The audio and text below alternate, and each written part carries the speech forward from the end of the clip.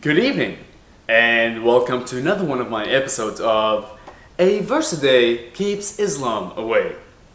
Today I will be talking to you about science and how it somehow relates in the Qur'an. Everything that we know of today has been brought down to you by Allah in this miraculous book that we call Al-Qur'an. The first thing I'd like to go to is Qur'an 35, verse 13. He causes the night to enter in upon the day, and he causes the day to enter in upon the night.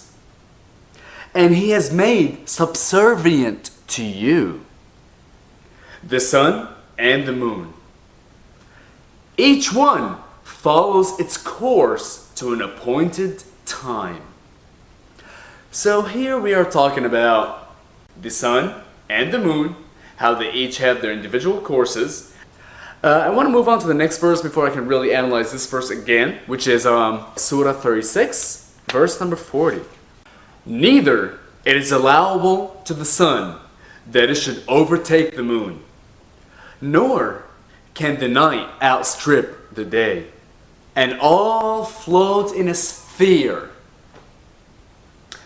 Now, when it's talking about that neither is allowable that the sun should overtake the moon or the moon overtake the sun, I have a question to my fellow Muslim friends. How the hell do you explain lunar eclipses or solar eclipses? Khusuf al-shams wa khusuf al-qamar.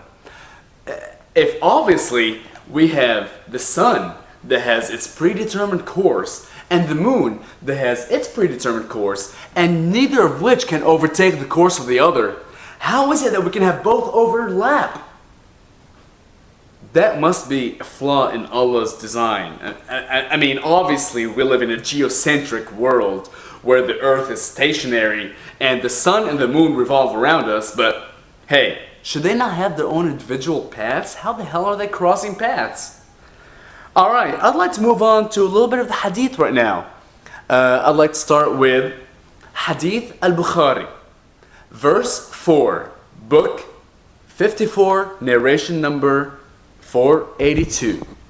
Allah's apostle said, "The hellfire complained to its Lord, saying, 'O Lord, my different parts are eating each other up.'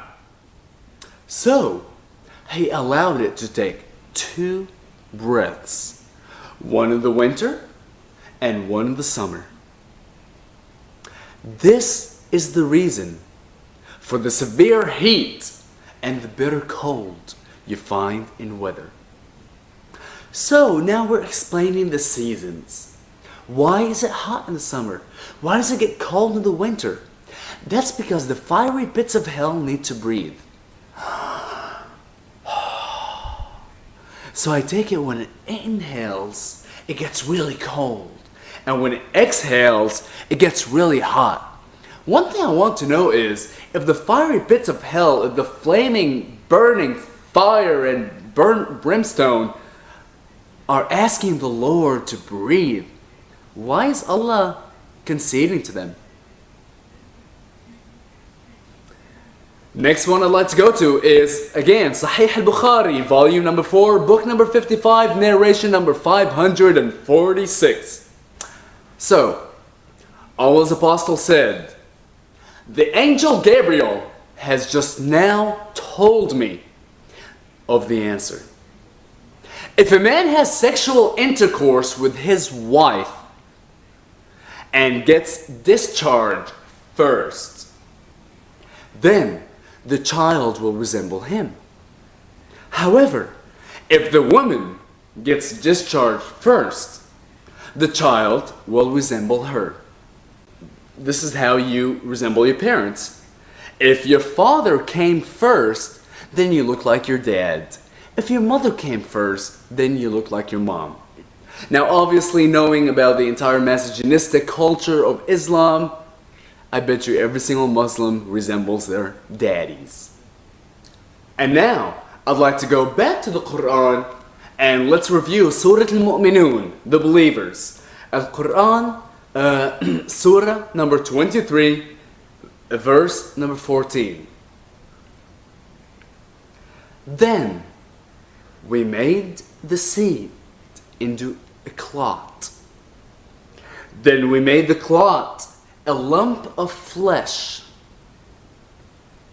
Then we made in the lump of flesh bones.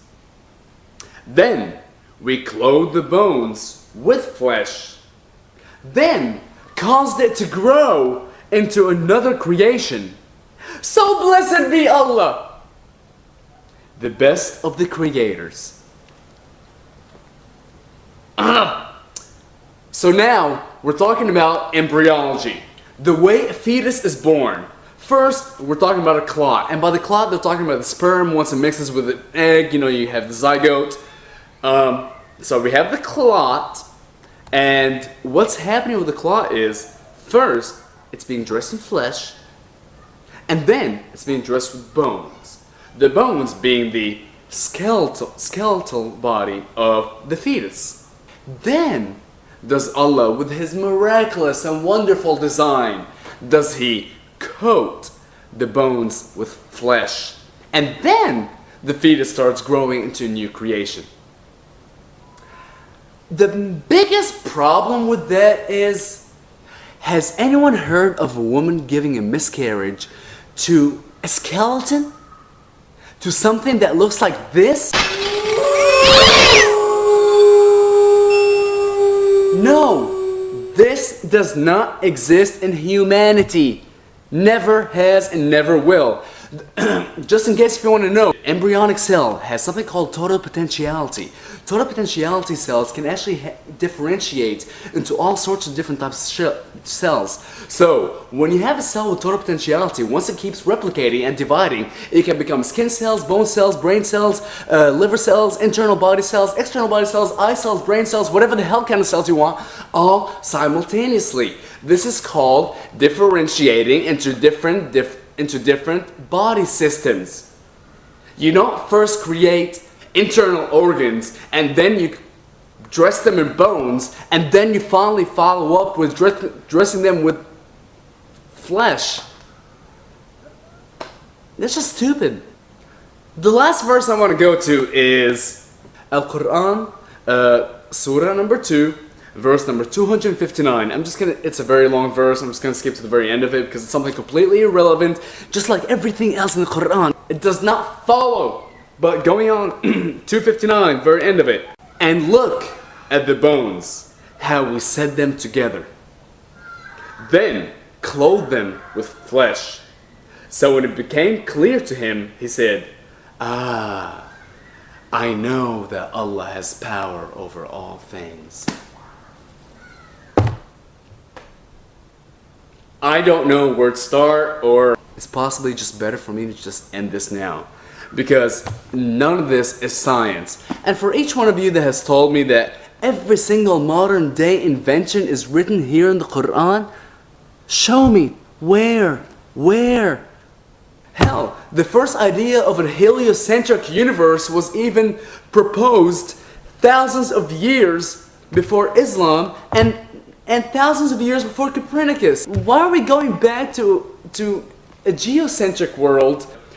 Oh, actually, I just remembered one thing. I'm sure many of you have heard how Muslims say, oh, you cannot translate the Quran from Arabic because Quranic Arabic is just so sophisticated, so divine, it's so wonderful that you just cannot translate it. Well, first, today I say bullshit. Arabic is just another language, just like any other language in the freaking world. I want to go back to Surah 36, verse number 40. And all float on in a sphere. Right now, I do want to get a little bit of the Arabic pride here and say, you're not really understanding the full meaning if you're not reading the Arabic. In the Arabic it says, وَكُلٌّ فِي فَلَكٍ يَسْبَحُونَ. So honestly, it really doesn't say that each of them floats in a sphere. It's actually saying they all swim in a sphere. So now we have the sun and the moon not just floating, they're actually swimming. Yeah, that's science. Alright, well that's all I have for today. Thank you for joining, and I look forward to seeing you next time.